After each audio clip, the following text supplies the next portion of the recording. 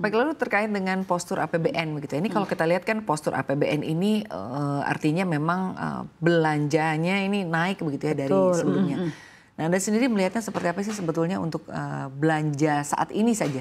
Kalau kita melihat sebenarnya ini sambil nyontek ya, ini memang ada kenaikan yang cukup signifikan di belanja negara ya, artinya naik mungkin dari 3.785 menjadi 3.842 dan mungkin yang perlu diperlihat ada kenaikan dari transfer daerah yang kemarin menjadi sorotan tajam ya kemarin karena sempat dipotong diturunkan sekitar 300 triliun dari outlook yang 2025 ini ada kenaikan sekitar 40 triliun akhirnya ini akan memberi nafas mungkin nafas tambahan kepada Pemda-Pemda ya. Mungkin kita harus ingat bahwa hampir semua kepala daerah ini baru memimpin tahun ini dan ketika anggarannya itu mungkin sangat terbatas itu akan membatasi ruang mereka juga untuk melakukan ekspansi belanja dan mungkin mendongkrak ekonomi dari bagaimana mereka meningkatkan keuangan daerahnya. Iya betul. Mungkin yang perlu diwaspadai dari kenaikan belanja ini adalah defisit anggaran yang lumayan mepet ya, hampir 2,7%. Artinya kalau ditambah mungkin dari defisit daerah akan mepet ke 3%. Ini yang perlu diwaspadai karena biasanya kalau defisit ini membengkak kemudian ada kekhawatiran kemampuan pemerintah untuk membiayai. Artinya mungkin pemerintah akan nambah utangkah atau mungkin memangkas belanjanya lagi ke depan gitu.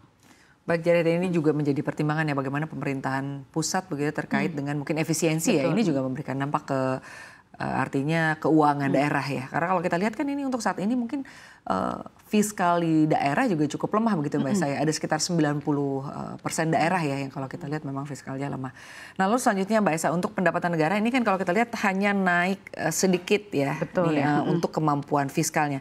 Nah apa sebetulnya langkah terbaik yang perlu dilakukan oleh pemerintah ya? Artinya pemerintah perlu melakukan langkah-langkah apalagi kebijakan-kebijakan seperti apa lagi terkait dengan hal ini? Kalau saya harapannya pemerintah mungkin akan benar-benar memilih belanja prioritas. Apa saja sih belanja-belanja yang bisa mendongkrak dari pertumbuhan? Apakah dari sisi infrastrukturnya ataukah dari sisi mungkin seperti MBG-nya yang benar-benar agar tidak hanya spending tapi duitnya menguap. Tapi bagaimana belanja ini mampu menggerakkan ekonomi ya. Kalau kita ingat tahun ini kan lumayan ekonomi kita juga terpengaruh dari efisiensi anggaran ya.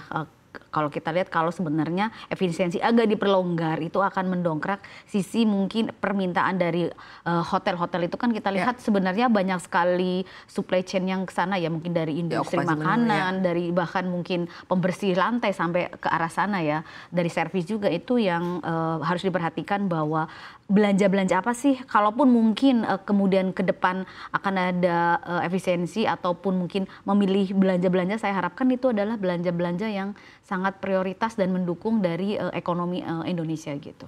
Baik, terima kasih Mbak Esa sudah berdialog bersama kami membahas mengenai bagaimana pasar keuangan khususnya begitu ya dan juga perekonomian kita saat ini.